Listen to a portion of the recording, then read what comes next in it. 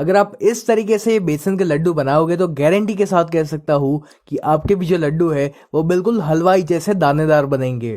और इस रेसिपी के साथ साथ मैं आपके साथ काफ़ी सारी टिप्स एंड ट्रिक्स भी शेयर करूंगा, तो आप वीडियो को ध्यान से देखना और इसे बार बार स्किप मत करना ताकि आपसे कोई इंपॉर्टेंट टिप छूट ना जाए।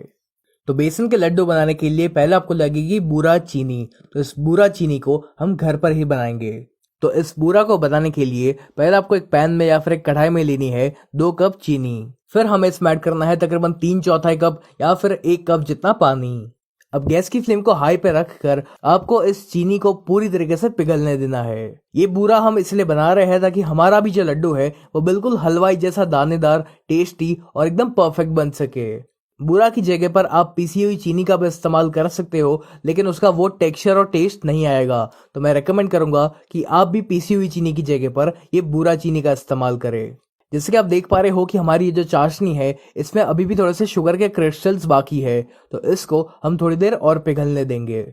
जब चीनी पूरी तरीके से पिघल जाए तब हमें इस चाशनी को साफ करना है। तो इस चाशनी को साफ करने के लिए मैं इसमें दूध का इस्तेमाल कर रहा हूँ। तो मैंने इसमें तकरीबन 1 चम्मच दूध का इस्तेमाल किया हुआ है। और इसमें दूध डालने के बाद आपको इस चाशनी में एक बार उबाल आने देना है। और जैसे ही इसमें उबाल आएगा तो इसमें जो भी कचरा है ना वो इस पैन के किनारों पर आ जाएगा। अब एक चाय की छन्नी की सहायता से इस चाशनी के अंदर जो भी गंदगी है उसको हमें निकाल लेना है। ये स्टेप करना काफी जरूरी है ताकि आपकी जो चाशनी है वो अच्छे से साफ हो जाए।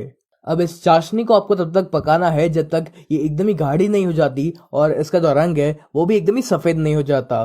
तो जैसे कि आप देख पा रहे हो कि हमारी ये जो चाशनी है ये पहले से कई ज्यादा गाढ़ी हो चुकी है और इसका जो रंग है वो भी चेंज होना शुरू हो चुका है। और इससे हमें ये पता चलता है कि अब हमारी जो चाशनी है वो ऑलमोस्ट रेडी हो चुकी है।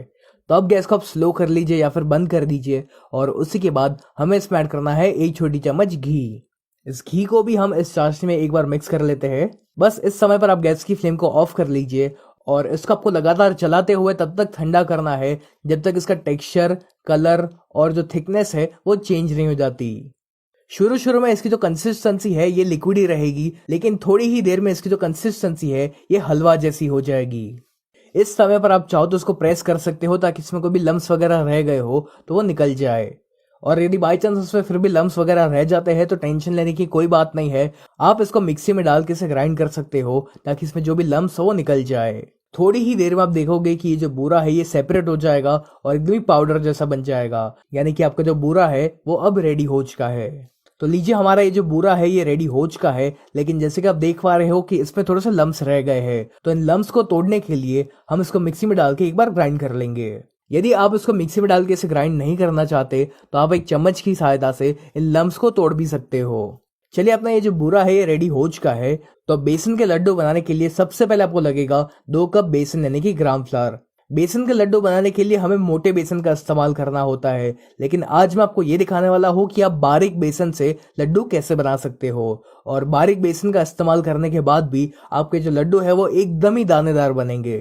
तो बेसन को दानेदार बनाने के लिए आपको इस बेसन को एक परात या फिर एक मिक्सिंग बोल में ट्रांसफर करना है। मैंने आज इस रेसिपी में तकरीबन 4 कप बेसन का इस्तेमाल किया हुआ है। अब इस बेसन में हम ऐड करना है 2 बड़ी चम्मच घी और इसी के साथ आपको इसमें डालना है 1/4 कप दूध। ये जो दूध है ये बिल्कुल रूम टेम्परेचर पर होना चाहिए। और बस इन सभी को हमें अच्छे से मिक्स करना है। और फिर हम क्या करेंगे कि हम दोनों हाथों से इस बेसन को, घी को और दूध को इस तरह से मिक्स करेंगे। ये जो टेक्निक है इसको हम गुजराती में कहते हैं धाबा देना। तो इसी टेक्निक से हमारा ये जो बेसन है ये एकदम ही दानेदार बनेगा और आपको मोटा बेसन इस्तेमाल करने की कोई जरूरत नहीं पड़ेगी।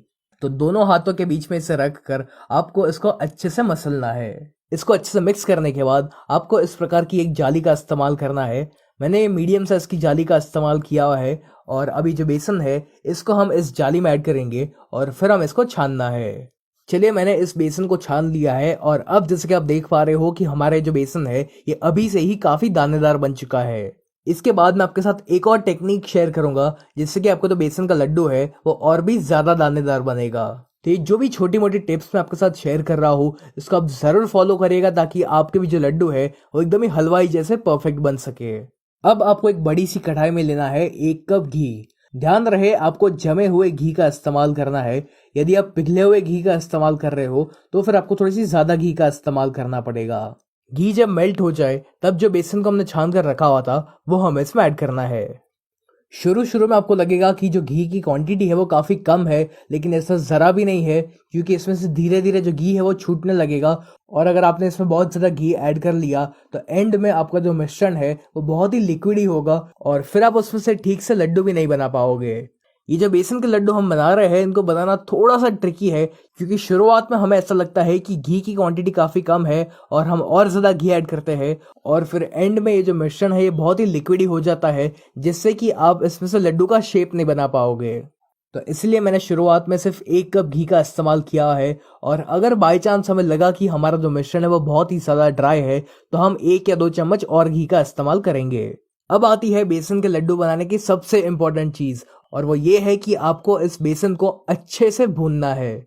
बेसन को आपको तब तक भूनना है जब तक इसका जो कलर है वो हल्का सा चेंज नहीं हो जाता और इसमें से एक बढ़िया सी खुशबू नहीं आने लगती। इस बेसन को हमें स्लो फ्लेम पर ही भूनना है। यदि आप इसको हाई फ्लेम पर भूनने जाओगे तो आपको 2 प्रॉब्लम्स हो सकती है। पहली प्रॉब्लम तो ये होगी कि जो बेसन है वो जल सकता है, और दूसरी प्रॉब्लम ये है कि यदि आप इसको हाई फ्लेम पर भूनोगे तो जो बेसन का कलर है वो फटाफट से चेंज हो जाएगा, लेकिन जो बेसन है वो कच्चा रह जाएगा और जब आप लड्डू खाओगे तो जो बेसन है वो आपके मुंह में भी चिपकेगा और आपको बेसन का कच्चापन महसूस होगा। तो जल्दबाजी ना करें, इसको आराम से स्लो फ्लेम पर सेकिए। इस बेसन को स्लो फ्लेम पर अच्छे से सिकने में तकरीबन 25 से 30 मिनट लग सकती है। एक और बात का आपको ध्यान रखना है और वो ये है कि आपको इसको लगातार चलाते जाना है ताकि ये कहीं पर जल ना जाए। मानता हूँ कि इस बेसन को भूनने में काफी ज्यादा टाइम लगता है, लेकिन यकीन मानो कि आखिर में जब ये दानेदार लड्डू बनकर रेडी हो जाएंगे तो आपके घर वाले आपकी तारीफ करते नहीं थकेंगे।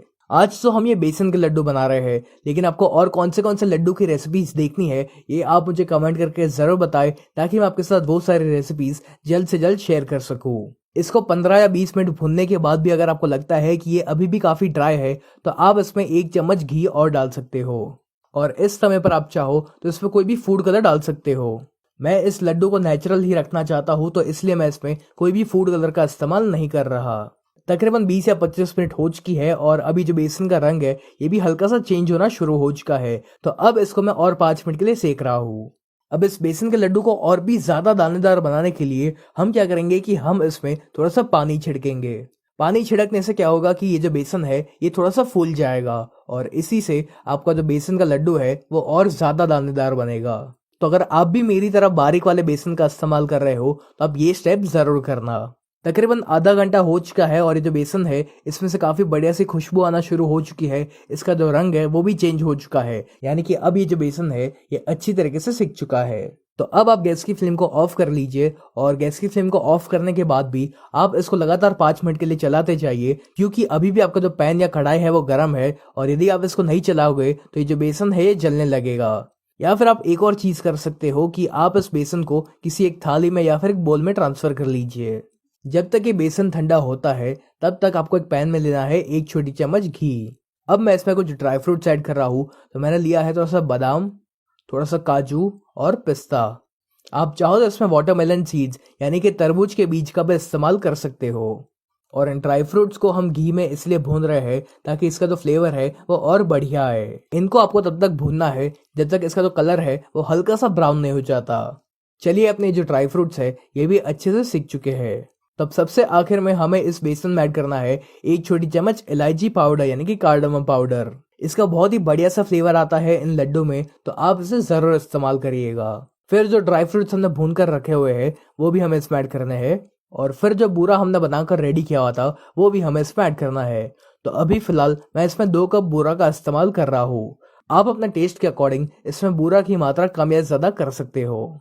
अब सबसे जरूरी चीज, जब बेसन गरम गरम हो तब आपको इसमें बूरा नहीं डालना है, वरना जो बूरा है ये सारा का सारा इसमें पिघल जाएगा और आपका जो मिश्रण है वो एकदम ही लिक्विडी हो जाएगा और फिर आप इसमें से ठीक से लड्डू नहीं बना पाओगे। तो जब बेसन ठंडा हो जाए उसी के बाद आपको इसमें ये बूरा को ऐड करना है, लेकिन बेसन को आपको बहुत ही ज्यादा भी ठंडा नहीं होने देना है कि फिर वो एकदम ही ड्राई हो जाए। बेसन उतना ही गर्म होना चाहिए कि आप उसे हाथों से आसानी से छू सको, और उसी समय पर आपको इसमें बूरा चीनी ऐड करनी है। मुझे इसमें बूरा चीनी कम लग रही थी तो इसलिए मैं इसमें और आधा कप बूरा चीनी का इस्तेमाल कर रहा हूँ। तो टोटल मैंने इस रेसिपी में 2.5 कप बूरा चीनी का इस्तेमाल किया हुआ है। अब बस हमें इन सभी को एक बार मिक्स करना है। और जब ये एक बार मिक्स हो जाए तब हम इसमें से लड्डू बनाएंगे। तो जैसे कि आप देख पा रहे हो कि इसमें से जो लड्डू है वो बहुत ही आसानी से बन पा रहे हैं। यदि आपने ज़्यादा घी का इस्तेमाल किया होता तो इस समय पर आप ठीक से लड्डू नहीं बना पाते। तो इसलिए ध्यान रहे कि आपको इसमें बहुत सारा घी का इस्तेमाल नहीं करना है। चलिए अपना ये जो लड्डू है ये बनकर रेडी हो चुका है। आप चाहो तो इसको मोदक का शेप भी दे सकते हो। तो मैंने इस प्रकार के एक मोदक मोल्ड का इस्तेमाल किया हुआ है। और लीजिए हमारा ये जो बेसन का मोदक है ये भी रेडी हो चुका है। और ठीक इसी प्रकार से आपको बाकी सारे लड्डू या मोदक बनाकर रेडी करने हैं। और इनको गार्निश करने के लिए मैंने इसके ऊपर थोड़ा सा पिस्ता लगाया हुआ है। तो कैसी लगी आपको ये दानेदार बेसन के लड्डू की रेसिपी, और आपको और कौन सी मिठाई की रेसिपीज देखनी है ये आप मुझे कमेंट करके ज़रूर बताएं।